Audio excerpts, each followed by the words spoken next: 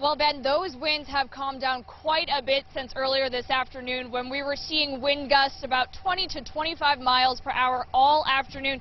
You can see the trees here not moving too much in the wind, but just beyond those trees is the home that was damaged and burned down by those winds. The wind can actually aid in the fire. And today, it did. The wind just adds oxygen to it, and oxygen just fuels that fire. Fire departments from 5 cities worked together to put the flames out in this home.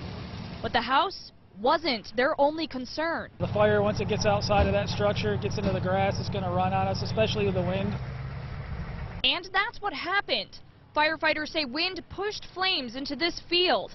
But they tell us the direction the wind was blowing helped protect other buildings. It was actually blowing it away from the other exposures. Our only exposure was the cell phone tower and the little building that houses that, and we were just trying to keep it from running into that field.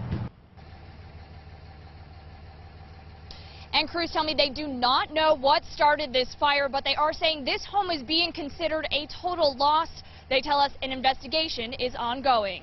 Reporting live tonight in Fayetteville, Emily Maha, 4029 News. Emily, thank you very much. Firefighters say no one was inside the home when they got there, but they do tell us one man was taken to the Washington Regional Medical Center. His condition is unknown tonight.